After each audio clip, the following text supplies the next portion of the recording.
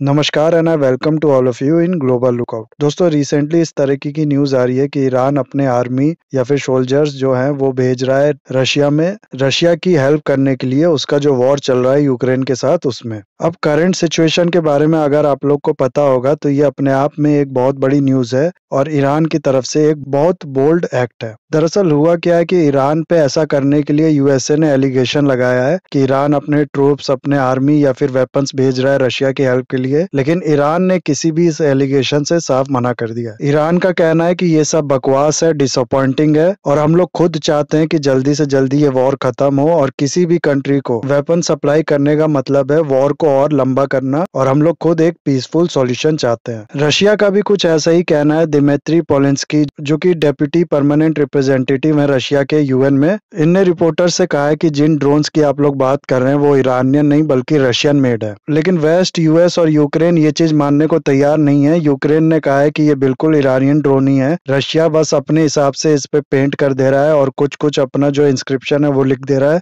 ताकि इस चीज के बारे में किसी को पता ना चले कि ये ईरानियन ड्रोन्स है। यूक्रेन ने यूनाइटेड नेशन के एक्सपर्ट्स को भी इन्वाइट किया है कि वो लोग खुद आए और इंस्पेक्ट करे और ये चीज फाइंड आउट करे कि ईरानियन है या रशियन मेड ड्रोन्स है। खैर जो भी हो, लेकिन इस पूरे न्यूज पे यूएस, नाटो, यूरोपियन यूनियन ये सब काफी नाराज है ईरान से।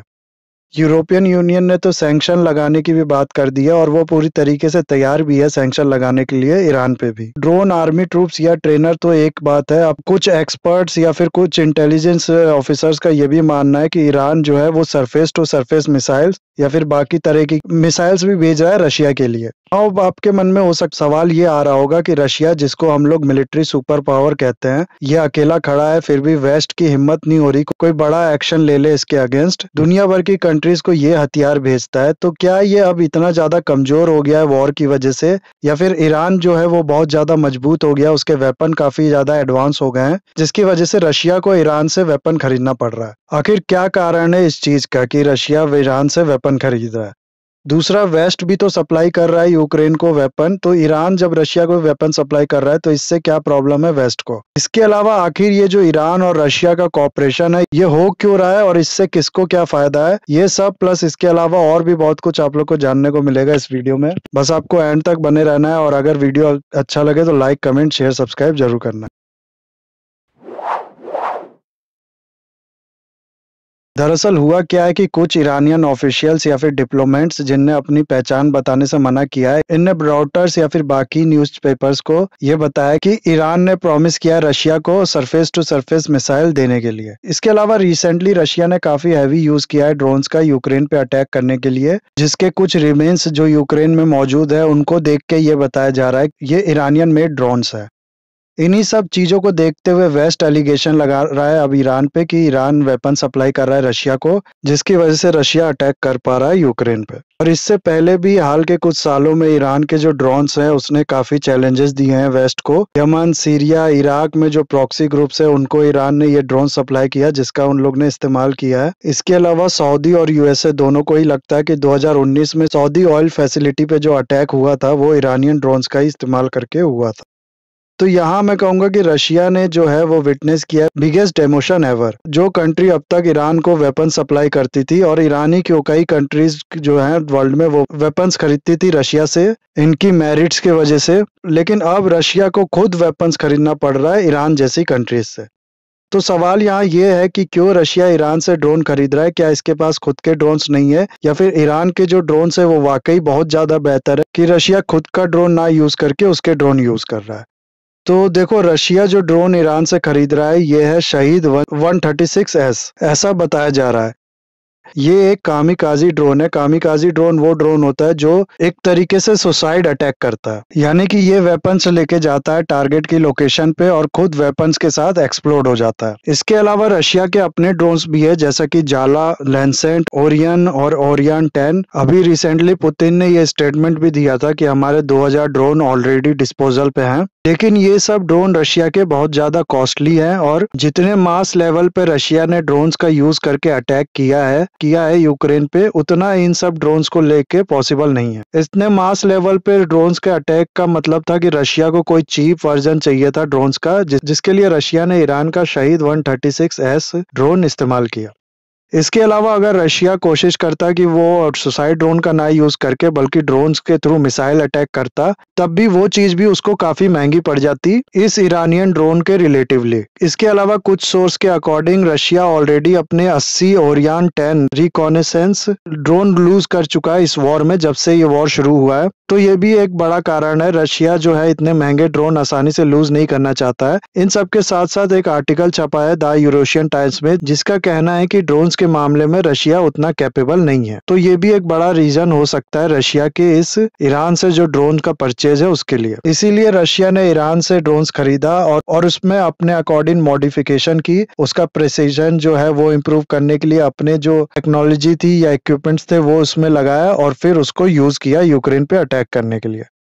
इन सब के अलावा हम लोग का ये भी जानना जरूरी है कि रशिया तो चलो उसको ये ड्रोन्स चीप पड़ रहे थे या फिर उसको मास लेवल पे अटैक करना था यूक्रेन पे या फिर बाकी रीजन की वजह से उसने ये ड्रोन्स चूज किया, लेकिन ईरान ने ये ड्रोन्स क्यों भेजा रशिया को, और वो भी तब जब वो जानता था कि ऐसा करने पे उसको वेस्ट का जो है एग्रेशन फेस करना पड़ सकता। तो वो क्या रीजन था, क्या फायदा था ईरान का, जिसको देखते हुए ईरान ने इतना बड़ा रिस्क लिया।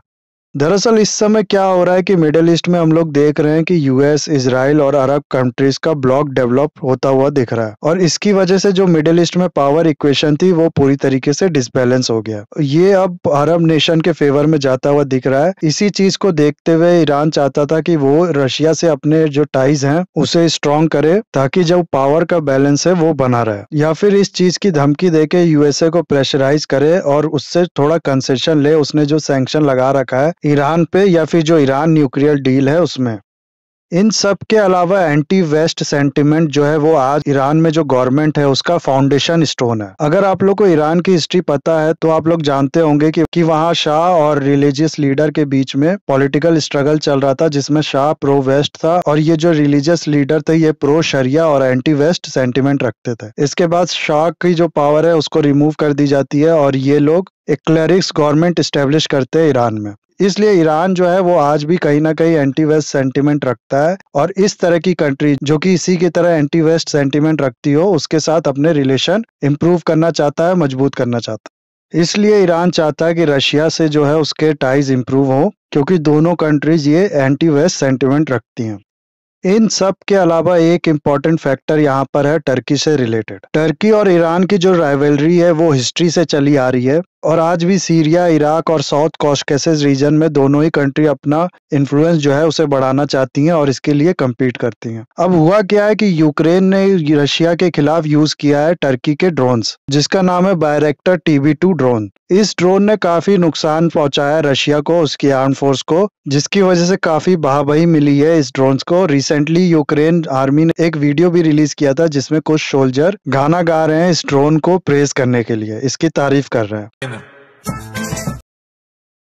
ये वीडियो काफी वायरल हो गया था पूरे यूक्रेन में और बाकी जगह भी। इसी को देखते हुए अब ईरान भी अपने ड्रोन्स का शक्ति प्रदर्शन करना चाहता है और उसका इस्तेमाल करके कल को रशियन आर्मी कुछ बड़ा अचीव कर लेती है, तो इस चीज से वो ये प्रूव कर पाएगा कि अभी भी हमारा ये जो रीजन है इसमें हम ही जो है वो सुपीरियर है और टर्की जैसी कंट्रीज को टक्कर देने लायक है। साथ ही साथ ईरान में हो रहे हैं हैवी प्रोटेस्ट बुर्का के इशू को लेके। लोग जो है वो कंट्री और इसके गवर्नमेंट के अगेंस्ट हो चुके हैं। इस चीज से होगा क्या कि गवर्नमेंट भी लोगों को पैसिफाई कर पाएगी, उनको एक रीजन दे पाएगी कि वो प्राउड फील करे अपनी कंट्री पे, अपने कल्चर पे, और उनकी गवर्नमेंट के लिए जो ट्रस्ट है वो थोड़ा सा और गेन कर सके।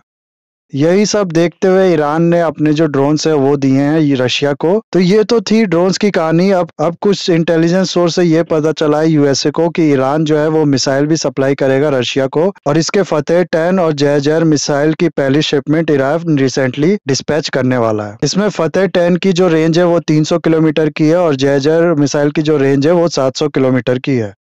तो मिसाइल्स का क्या चक्कर है कि रशिया पे लगा हुआ है सैंक्शन, ये हम सब लोग जानते हैं। इन सैंक्शन की वजह से रशिया जो मिसाइल मैन्युफैक्चरिंग में इलेक्ट्रिक या फिर बाकी कंपोनेंट यूज होते हैं उसको इंपोर्ट कर नहीं पा रहा है, प्लस उसके काफी अम्यूनिशन ऑलरेडी यूज हो चुके हैं इस वॉर में और कुछ डिस्ट्रॉयड भी हो चुके हैं। इसलिए रशिया बहुत हद तक मजबूर हो चुका है ईरान और नॉर्थ कोरिया जैसी कंट्रीज से मिसाइल या वेपन्स खरीदने के लिए, क्योंकि उसके खुद के वेपन्स काफी कम होते जा रहे हैं। ना ईरान ने जो ये स्टैंड लिया है वेस्ट के अगेंस्ट जाके, यूएसए के अगेंस्ट जाके, ये पूरे वर्ल्ड के लिए काफी शॉकिंग न्यूज है, क्योंकि ईरान जैसी कंट्री जिस पे ऑलरेडी सैंक्शन लगी हो और सैंक्शन की वजह से उसकी इकोनॉमी को ऑलरेडी काफी नुकसान हो चुका हो, वो फर्दर और ऐसे अगेंस्ट में जाएगा यूएसए, ऐसा किसी ने एक्सपेक्ट नहीं किया था। उसका ऐसे अगेंस्ट में जाना यूएसए के, ये काफी बड़ी न्यूज है। और इसीलिए अब रिसेंटली यूके, यूएसए, फ्रांस ने एक close door United nation security council meeting बुलाई थी, और उसके बाद इन लोग ने ये कहा है कि अब ये ईरान के अगेंस्ट एक्शन लेंगे। और यूरोपियन यूनियन ने तो ये कहा है कि हम लोग ईरान पे भी अब सैंक्शन लगाएंगे, क्योंकि ईरान ने 2015 का जो ईरान न्यूक्लियर डील था उसको ब्रीच किया है, जिसके अंदर ईरान पे लिमिटेशन लगाया गया था कि वो किसी भी कंट्रीज को जो वेपन है वो सप्लाई नहीं करेगा जब तक वो यूनाइटेड नेशन सिक्योरिटी काउंसिल से केस बाय केस परमिशन नहीं ले लेता। हालांकि ये जो एम्बार्गो था ये केवल अक्टूबर 2020 तक था, लेकिन यूक्रेन और वेस्टर्न कंट्रीज का कहना है मिसाइल और रिलेटेड टेक्नोलॉजी के लिए ये एम्बार्गो था अक्टूबर 2023 तक। इसलिए यूरोप ने इस पे सैंक्शन लगाने की बात कही है, और फ्यूचर में यूएस भी हो सकता है इस पे सैंक्शन लगाए, फ्रांस भी इस पे सैंक्शन लगा सकता है आगे। फ्रांस ने यूनाइटेड नेशन के सेक्रेटरी जनरल एंटोनियो गुटेरेस को कहा है कि वो पूरी इस चीज की इन्वेस्टिगेशन करे कि ईरान वाकई में सप्लाई कर रहा है कि नहीं ड्रोन्स को। लेकिन रशिया ने साफ धमकी दे दी है कि अगर यूएन इस चीज में इंटरफेयर करता है तो ये अच्छा होगा नहीं, और इसके जो कॉन्सिक्वेंसेज होंगे वो दोनों के लिए, रशिया के लिए और यूएन के लिए, अच्छे नहीं होंगे। तो ये सब थी अब तक की डेवलपमेंट गाइस। आई होप ये वीडियो आपको अच्छा लगा होगा। इसे लाइक, कमेंट, शेयर, सब्सक्राइब जरूर कीजिएगा। That's all, have a nice day, take care.